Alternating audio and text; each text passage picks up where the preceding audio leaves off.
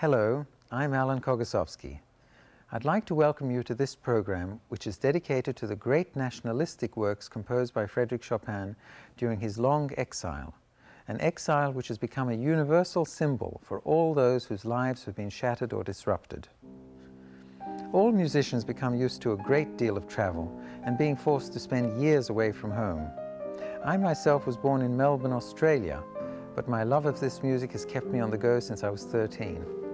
In Chopin's case, however, his exile was due to the fact that his country, Poland, was in constant political turmoil due to its occupation by the Russians and its partition between Russia and Austria. This made Chopin's exile a painful one, but as time went by, he was able to distill his love of country into some of the grandest music ever composed. Music which gives voice to the spirit of duty, sacrifice, and courage deep within all of us. Please join me now as we look at some of these inspiring and much-loved works which appeal to all those with a sense of the heroic, in our time as in his. We cannot have a program of Chopin without dedicating a very important percentage of it to the music that was inspired by his great love and nostalgia for his homeland, Poland.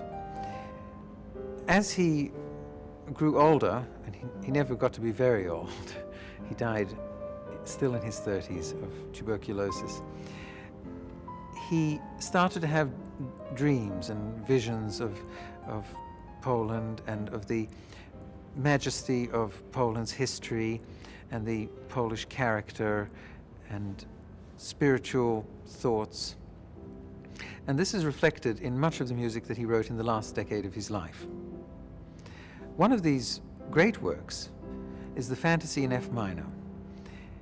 In this work, we hear phantoms, ghosts, cavalry, of the jingling of spurs, of heroic deeds and flights of emotion, and very distant hymns. This is really a fantasy. It's very intense. From the very opening, where we hear a sort of solemn tread, it seems to be a funeral procession.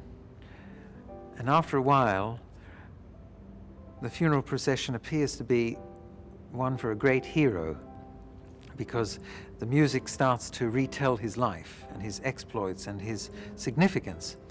And it's very passionate and very grand, and certainly a lot of heroic deeds in this. Very poignant middle section where we hear a hymn being sung in a small village far away in his homeland, far away and long ago. And then all the drama and turmoil starts up again, but it ends on a very